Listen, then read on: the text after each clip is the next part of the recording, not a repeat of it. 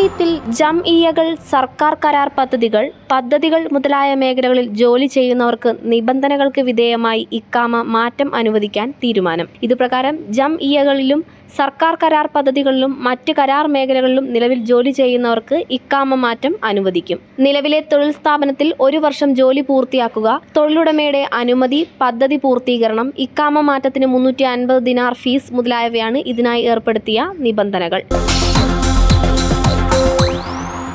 തീപിടുത്തം തടയുന്നതിന്റെ ഭാഗമായി നിക്ഷേപ കെട്ടിടങ്ങൾക്ക് പുതിയ നിബന്ധനകൾ ഏർപ്പെടുത്തുമെന്ന് Kuwait fire force acting chief lieutenant general Khalid Fahad അറിയിച്ചു. കെട്ടിട മേൽക്കൂര, ബേസ്മെന്റുകൾ, സ്റ്റോറേജ് ഏരിയകൾ എന്നിവ പരിശോധിക്കുന്നത് തുടരും. എല്ലാ നിക്ഷേപ കെട്ടിടങ്ങളിലും ഫയർ സപ്ലിംഗർ സംവിധാനം സ്ഥാപിക്കണം. നേരത്തെ ഇത് 10 നിലകളിൽ കൂടുതലുള്ള കെട്ടിടങ്ങൾക്കായിരുന്നു ബാധകം. മംഗഫ് തീപിടുത്ത പശ്ചാത്തലത്തിലാണ് കർശന നടപടികൾ. ഇന്ന് ഒരു കുവൈത്ത് ദിനാറിന്റെ മൂല്യം 274.74 ആയി. അതായത് 3.64 ദിനാർ നൽകിയാൽ 1000 ഇന്ത്യൻ രൂപ ലഭിക്കും.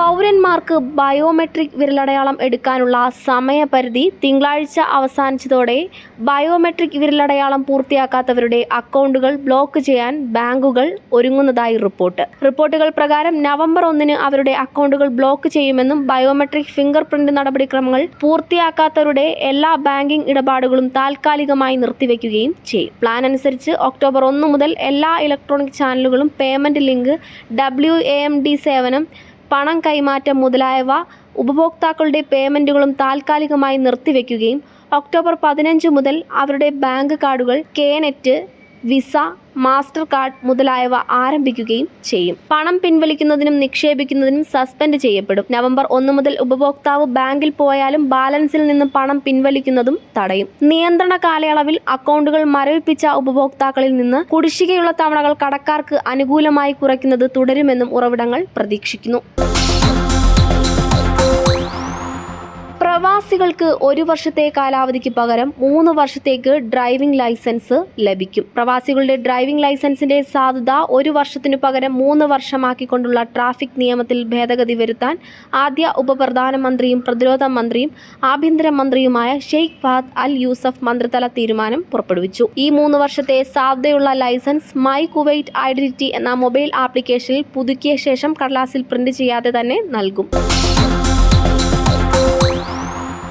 കുവൈത്തിൽ ഗുരുതരമായ ഗതാഗത നിയമലംഘനങ്ങൾക്ക് ശിക്ഷ കടുപ്പിക്കൽ വ്യവസ്ഥ ചെയ്യുന്ന പുതിയ ഗതാഗത നിയമം വരും ദിവസങ്ങളിൽ പ്രാബല്യത്തിൽ വരുമെന്ന് ആഭ്യന്തര മന്ത്രാലയം ട്രാഫിക് വിഭാഗം assistant under secretary major general Yousef Al ഖത്ത വ്യക്തമാക്കി. വാഹനം ഓടിക്കുമ്പോൾ മൊബൈൽ ഫോൺ ഉപയോഗിക്കുന്നതും സീറ്റ് ബെൽറ്റ് ധരിക്കാതിരിക്കുന്നതും നിരീക്ഷിക്കുന്നതിന് 252 ആധുനിക നിരീക്ഷണ ക്യാമറകൾ സ്ഥാപിച്ചു വരികയാണ്. ഇവ 2 മാസങ്ങൾക്കകം പൂർണ്ണമായും പ്രവർത്തനക്ഷമമാകുമെന്നും അദ്ദേഹം അറിയിച്ചു. ട്രാഫിക് കൺട്രോൾ റൂമുമായി ബന്ധിപ്പിച്ചിട്ടുള്ള ട്രാഫിക് നിരീക്ഷണ ക്യാമറകൾ മുഴുവൻ സമയവും കാര്യക്ഷമമായി പ്രവർത്തിച്ചു വരികയാണെന്നും അദ്ദേഹം ഊന്നി പറഞ്ഞു.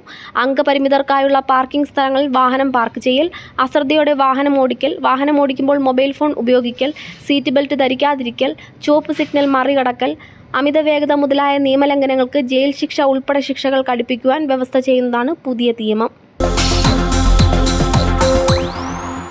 കുവൈറ്റിൽ ഒക്ടോബർ 1 മുതൽ ഡിസംബർ അവസാനം വരെ പെട്രോൾ ഡീസൽ വിലകൾ മാറ്റമില്ലാതെ തുടരുമെന്ന് സബ്സിഡി കമ്മിറ്റി പ്രഖ്യാപിച്ചു. 91 octane gasoline 85 feels, 95 octane special gasoline 105 feel, 98 octane gasoline 205 feels എന്നിങ്ങനെ തുടരുമെന്നും കമ്മിറ്റി വ്യക്തമാക്കി. ഡീസൽ മണ്ണെണ്ണ വിലയിലും 115 ഫീൽസിൽ നിലനിർത്തിയിട്ടുണ്ട്.